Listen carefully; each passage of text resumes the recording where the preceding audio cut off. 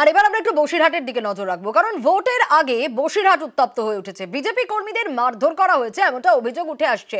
আর এই মারধরের ঘটনায় 3 বিজেপি কর্মী আহত হওয়ারও খবর পাওয়া যাচ্ছে।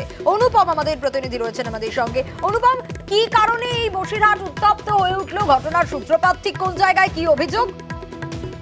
দেখো, গতকাল রাতে 3 জন বিজেপি কর্মী সমর্থককে তারা দলীয় পতাকা লাগাচ্ছিল, তখন কিছু দুষ্কৃতীরা এসে তাদের উপরে হামলা করে, তাদেরকে মারধর করে, বিজেপির পতাকা ছিঁড়ে দেয়।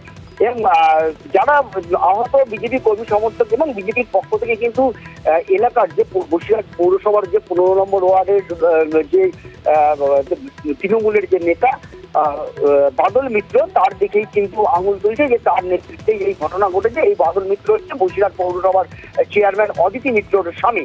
এই বাদল মিত্রের বিরুদ্ধে কিন্তু অভিযোগ তুলছে যে তার নেতৃত্বেই মারধর করা হয়েছে এবং 2 জন বিজেপি কর্মী আশঙ্কাজনক অবস্থায় বসিরহাট হাসপাতালে চিকিৎসাধীন। কিন্তু তৃণমূলের পক্ষ থেকে কিন্তু এই ঘটনা কিন্তু একদম অস্বীকার করা হয়েছে। তৃণমূলের পক্ষ থেকে যেটা বলা হচ্ছে, বাদল মিত্র এবং তৃণমূলকে কালিমা লিপ্ত করার জন্যই ভোটের আগে বিজেপি ষড়যন্ত্র করে এই ঘটনা ঘটিয়েছে। বেশ,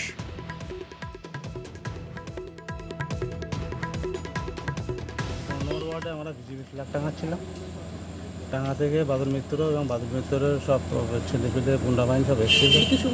বিকির সঙ্গে বিকি সুমন ছিল, সবাই ছিল। এসে গাড়ি থেকে বার করে নামিয়ে এনে খুব মারধর করলো আমাকে। এই পরিস্থিতিতে আমরা থানায় এসে এটা কমপ্লেন করার জন্য।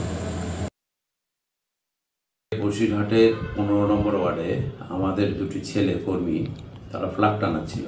আর তৃণমূলের আর বাদলের নেতৃত্বে ভিকি বলে একটি ছেলে ওই মারধর করে এবং তারপরে আমাদের মণ্ডল সভাপতি এবং কয়েকজন কর্মীরা গিয়ে ওকে নিয়ে এসে থানায় যখন আর এফআইআর করতে যায়, তাদেরকে আবার টার্গেট করে 40-50 জন এবং তাদের মেশিনপত্র সহ আর তাদেরকে অ্যাটাক করে এবং বেধড়ক মারধর করে আরও 2-3 জনকে। তাদেরকে যারা বাঁচাতে যায় তাদেরকেও মারে। এগুলো যথেষ্ট ধিক্কারজনক এবং নিন্দনীয়। এর ফল ভালো হয় না, ভালো হবে না।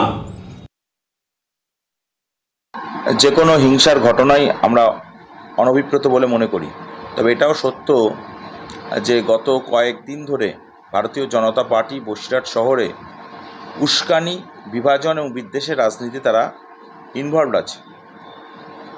হয়তো সামান্য কিছু ঘটনা হয়েছে এবং বাদল মিত্র দায়িত্বশীল নেতৃত্ব হয়তো তাকে কালিমালিপ্ত করার জন্যই এটা বিজেপির একটা ষড়যন্ত্র বলেই আমরা মনে করছি।